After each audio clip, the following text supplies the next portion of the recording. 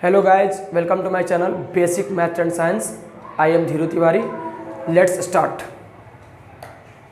आज जो हमारा टॉपिक है वो चैप्टर है हमारा सर्किल।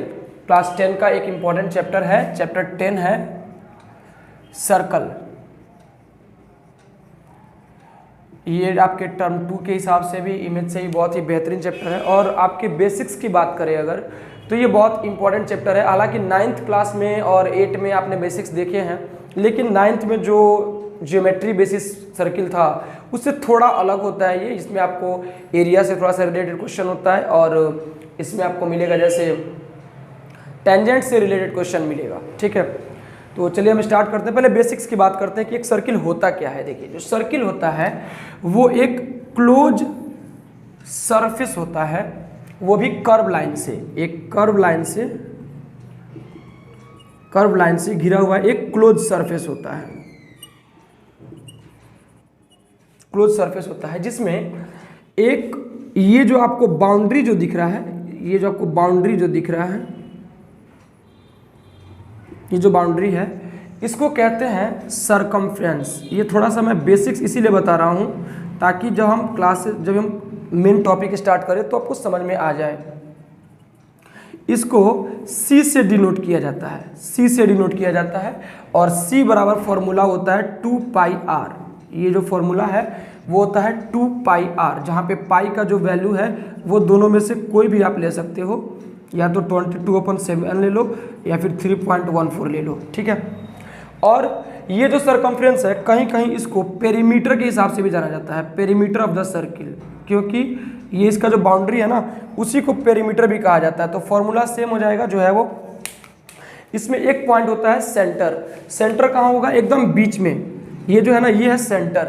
सेंटर से ये सरकमफ्रेंस तक का डिस्टेंस जो है ये कहलाता है रेडियस। ये कहलाता है रेडियस।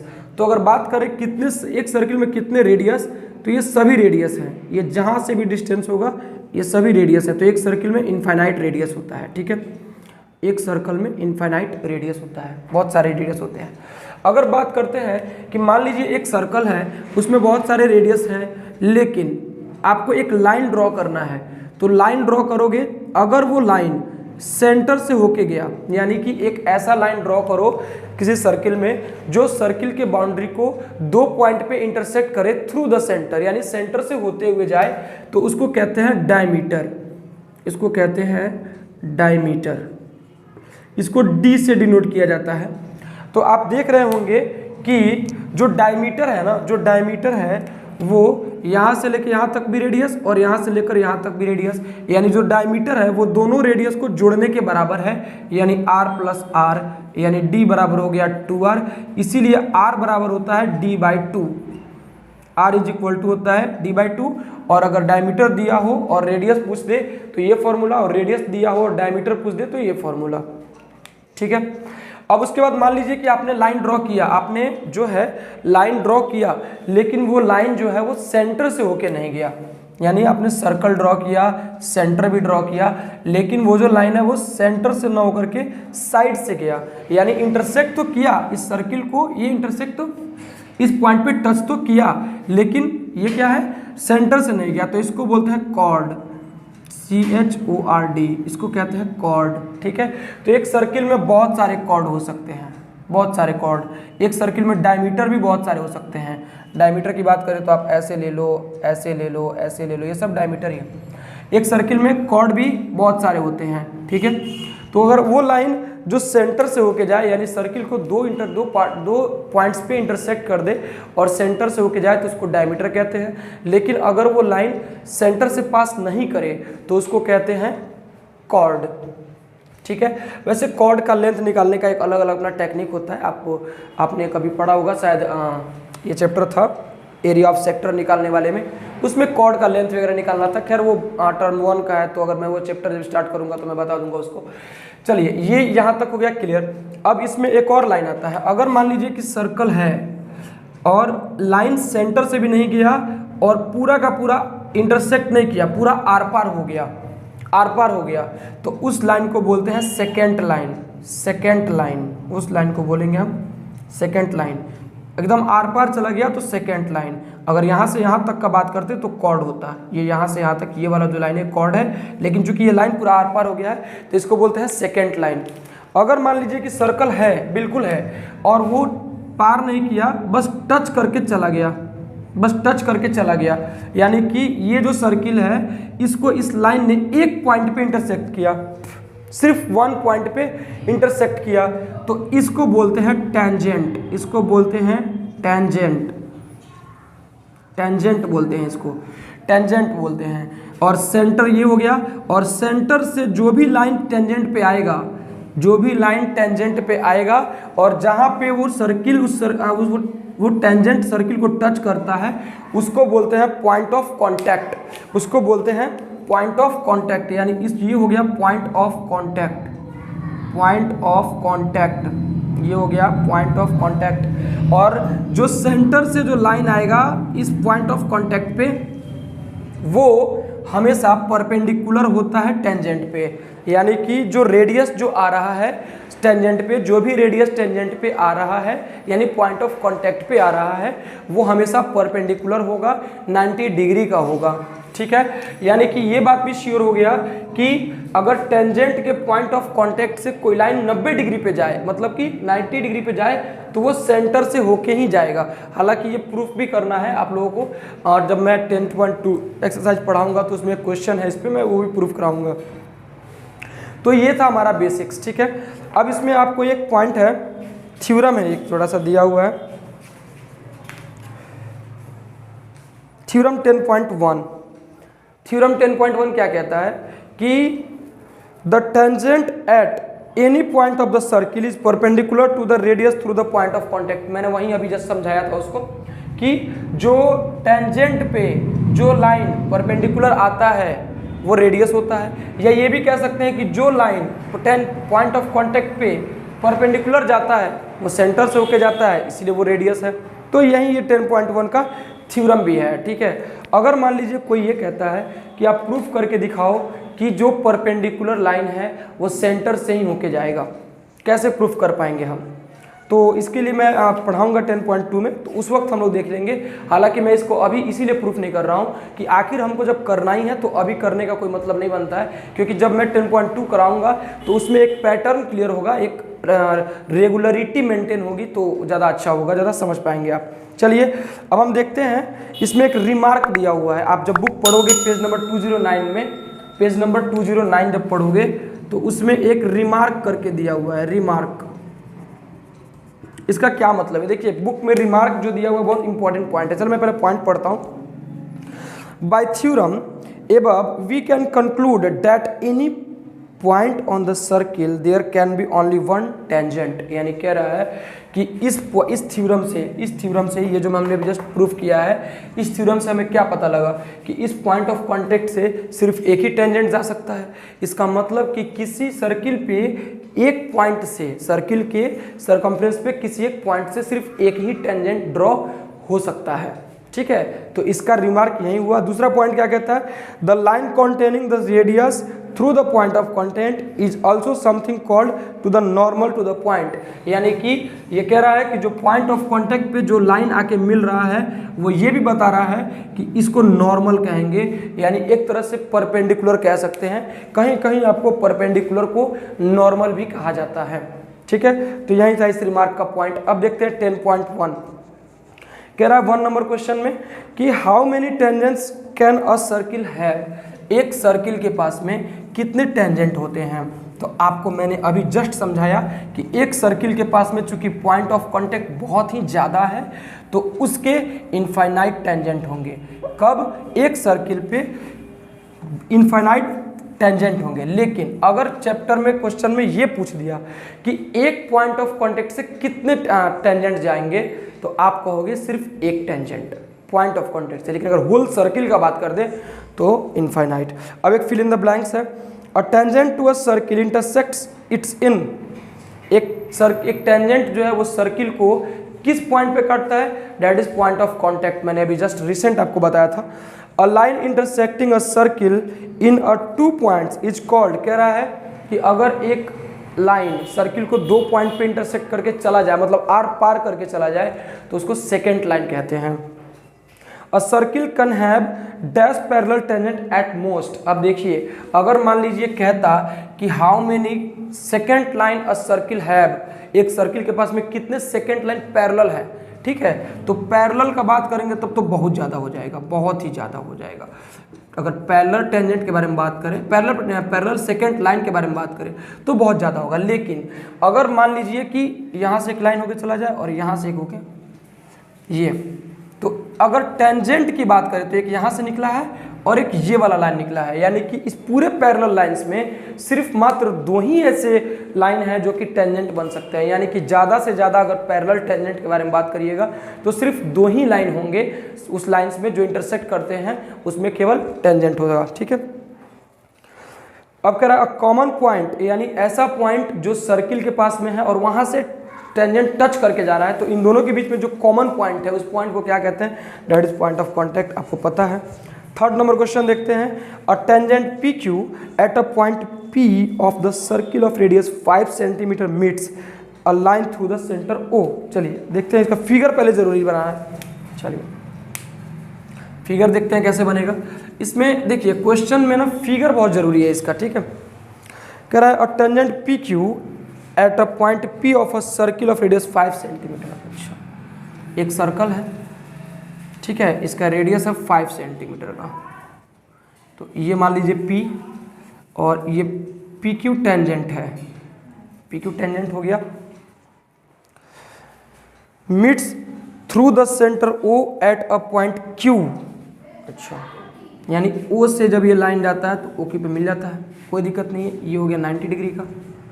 अब आगे देखते हैं क्या होता है।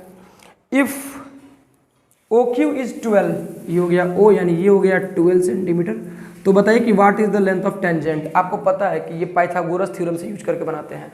पाइथागोरस थ्योरम क्या कहता है कि जब कोई राइट एंगल ट्रायंगल में, ठीक है, ये इसको बोलते हैं हाइपोटेन्यूज, इसको बोलते हैं P, इसको बोलते हैं B, तो इसका स्क्वायर यानी H का स्क्वायर इन दोनों के स्क्वायर के सम के इक्वल होता है, P square plus B square के इक्वल होता है। अब आप खुद से सोचो कि 90 डिग्री के सामने वाले को हाइपोटेन्यूज कहते हैं, यानी OQ हो गया हाइपोटेन्यूज, यानी 12 का स्क्वायर जो होगा वो बराबर होगा किसके, 5 के स्क्वायर के, और प्लस मान लीजिए x होता है तो x का स्क्वायर के, ठीक है। ये हो गया 144 और ये हो गया 25 प्लस x स्क्वायर, ये प्लस में उधर जाके माइनस में हो जाएगा।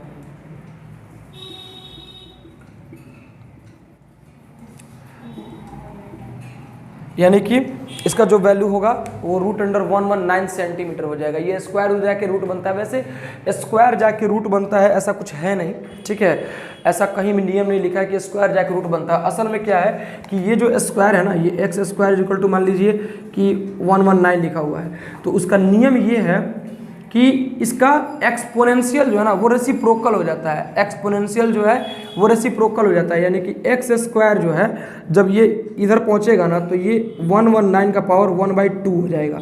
यानी अगर यहाँ पे 2/1 है तो जैसे ही ये इधर जाएगा तो ये 1/2 हो जाएगा, ठीक है, ये 1/2 हो जाएगा। ये ध्यान रखेंगे गाइज, ये 1/2 होना है इसको, इसीलिए, ठीक है। तो अब इसका मतलब होता है रूट, इसीलिए x को सीधे सीधे ऐसे लिख देते हैं, इसका मतलब हो जाता है स्क्वायर रूट। अगर ये 1/3 हो जाता तो इसको पढ़ते क्यूब रूट, इसको पढ़ते क्यूब रूट, ठीक है। चलिए अब 4 नंबर क्वेश्चन है, कह रहा है कि ड्रॉ अ सर्किल, एक सर्किल ड्रॉ करना है तो कर दीजिए एक सर्कल ड्रॉ। फिर क्या कह रहा है उसमें, and 2 lines parallel to given a line such that one is tangent and other is secant। यानी आपको 2 को पैरेलल लाइन ड्रॉ करना है जिसमें एगो टेंजेंट होना चाहिए और एक सेकंड होना चाहिए। तो एक ले लीजिए ऐसे टेंजेंट और एक ले लीजिए ऐसे सेकंड, हो गया लाइन। ये मान लीजिए यहाँ पे A लिख दीजिए, ये B लिख दीजिए, ये Q लिख दीजिए और यहाँ पे आप P ले लीजिए, यहाँ पे आप R ले लीजिए, हो गया। PR is second but AB is tangent और ये दोनों आपस में पैरेलल भी है। तो इस तरह से हम इसको ड्रॉ कर सकते हैं। तो इसी के साथ हमारा 10.1 खत्म होता है। तो आगे अगर ये वीडियोस बनती है तो उसमें 10.2 का थ्योरम मिलेगा। चलिए स्टार्ट करते हैं। आज ये जो वीडियो हम लोग अभी आगे कंटिन्यू कर रहे हैं तो इसमें थ्योरम 10.2 दिया हुआ है। 10.1 अभी हमने रिसेंट खत्म कंप्लीट किया, 10.1 थ्योरम नहीं, 10.1 थ्योरम मैं अभी बताऊंगा, एक्सरसाइज 10.2 में बताऊंगा। और अभी जो हम पढ़ने जा रहे हैं वो थ्योरम 10.2 है, हालांकि हमने एक्सरसाइज 10.1 कंप्लीट कर लिया है। तो अब हम देखते हैं थ्योरम 10.2 क्या कहता है। थ्योरम 10.2 कहता है कि the length of tangent drawn from an external point, यानी किसी सर्किल पे एक्सटर्नल पॉइंट से डाला हुआ टेंजेंट आपस में इक्वल होता है। यही हमारा फिगर है, यानी कि पहले तो फिगर बना लेते हैं। यानी कि एक्सटर्नल पॉइंट मान लीजिए P है, इससे एगो टेंजेंट इधर गया, एगो टेंजेंट इधर गया, ये मान लीजिए Q है, ये मान लीजिए R है, यानी PQ और PR जो है वो आपस में इक्वल है, हमें यही शो करना है। हालांकि ये दोनों टेंजेंट है, तो एक हम सेंटर ड्रॉ करते हैं, यहाँ से एक परपेंडिकुलर इस पे, एक परपेंडिकुलर इस पे, ये हमने कर दिया। अब उसके बाद हमारे पास में सेंटर O है और हम इसको क्या करते हैं, बिल्कुल यहाँ पे ऐसे मिला देते हैं।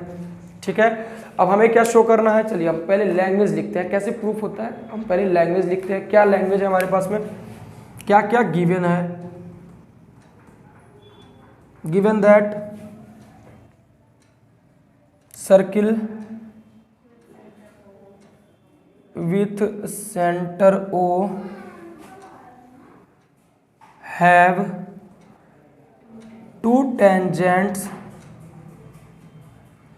which is PQ and PR, also क्या also में दिया हुआ है OQ is equal to OR, why, because radius of the circle, radius of circle, we have to prove, क्या प्रूव करना है, आपको पता हो गया होगा अब तक कि PQ is equal to PR। हमें यही प्रूव करना है कि PQ जो है वो PR के इक्वल है। कोई बात नहीं है, हमने क्या कंस्ट्रक्शन किया अपने तरफ से, हमने सेंटर O को P से मिला दिया है, यानी join OP to form triangle OPQ and triangle OPR। ये हमारे पास में दो ट्रिएंगल है। Now in triangles OPQ and triangles OPR आते हैं। OPQ और OPR में ये OQ ये OR के इक्वल होगा, तो OQ is equal to OR, कोई दिक्कत नहीं है। OP दोनों में कॉमन है, तो लिखेंगे OP इक्वल टू OP, दोनों में हो गया कॉमन साइड, यहाँ पे साइड में लिखना पड़ेगा it is mandatory, and the radius of the circle. चलिए ये हो गया। अब आप देखिए, अब आपको ज़्यादा कुछ सोचना ही नहीं है। नियम कहता है कि अगर दो राइट एंगल ट्रायंगल आपके पास में दिए हुए हो, दो राइट एंगल ट्रायंगल आपके पास दिए हुए हो, दो, एक ये हो गया, एक ये, अगर उन दोनों का हाइपोटेन्यूज यानी ये हाइपोटेन्यूज इस हाइपोटेन्यूज के इक्वल हो गया और कोई एक साइड बराबर हो जाए तो RHS लागू हो जाता है। तो देखिए इस ट्रायंगल का हाइपोटेन्यूज OP, इस ट्रायंगल का हाइपोटेन्यूज OP, ये दोनों आपस में इक्वल है और ऑलरेडी ये साइड इस साइड के इक्वल दिया हुआ है। तो देन फ्रॉम RHS कुछ सोचना ही नहीं है, then from RHS triangle OPQ congruent triangle OPR, ये दोनों आपस में इक्वल हो गया। इसका मतलब कि इसके कॉरस्पॉन्डिंग साइड्स आपस में इक्वल हो, यानी कि PQ is equals to PR। क्यों? By CP/CT, this is known as congruent part of corresponding triangle, corresponding part of congruent triangle, corresponding part of congruent triangle, आप समझ गए होंगे, क्लियर है। तो ये ऐसे ये थ्योरम 10.2 प्रूफ होता है, यानी कि किसी भी कहीं भी अगर सर्किल आप देख लिए और यहाँ से ऐसे और फिर ऐसे खींच दिया गया, मतलब ये और ये इक्वल हो गया। मान लीजिए कि कहीं आपको क्वेश्चन में ऐसा मिल गया, ऐसे ऐसे ऐसे ऐसे, तो इसका मतलब ये हुआ कि ये वाला इस वाले के इक्वल, ये वाला इस वाले के इक्वल हो सकता है, ये वाला इस वाले के इक्वल हो सकता है और ये वाला इस वाले के इक्वल हो सकता है। क्यों? क्योंकि हमने अभी जस्ट पढ़ा था कि एक्सटर्नल पॉइंट से डाला हुआ टेंजेंट इक्वल होता है। तो कहीं भी मिले आपको सर्कल में, जहाँ मिला ऐसे मिला, आप समझ जाना ये इसके इक्वल, ये इसके इक्वल, ये इसके इक्वल, ये इसके इक्वल। ठीक है, तो आगे हम कंटिन्यू करेंगे। अभी के लिए तो मैं बोर्ड क्लियर कर देता हूँ। ठीक है, चलिए एग्जाम्पल 1 देखते हैं। हमारे पास में एक एग्जाम्पल 1 क्वेश्चन है, एग्जाम्पल 1।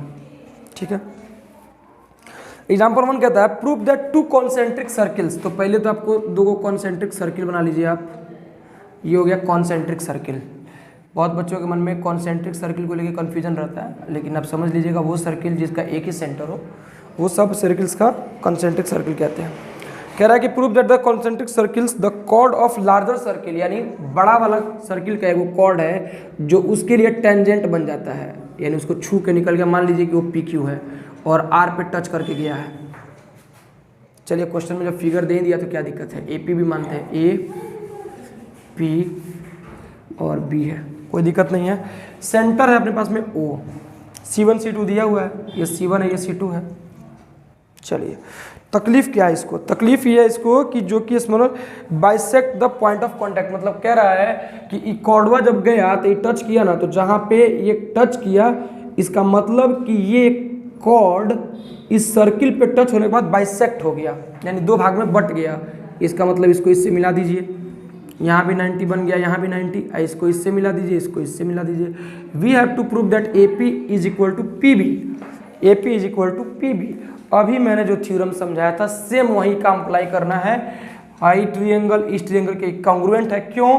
क्योंकि OA जो है ना, ये OA इस OB के इक्वल होगा। क्यों? क्योंकि रेडियस ऑफ द सर्किल, और आपको OP तो क्लियर दिख ही रहा होगा, तो इसीलिए RHS से हो गया कॉन्ग्रुएंट, और जब कॉन्ग्रुएंट होगा तो AP बराबर हो गया PB। इसका मतलब कि ये लाइन, ये AB जो है वो यहाँ पे जाने के बाद बाइसेक्ट हो गया, यही आपको प्रूफ करना था। चलिए ऐसे आगे हम लोग इसे बनाते रहेंगे। तो आज के लिए बस इतना ही। Thank you very much.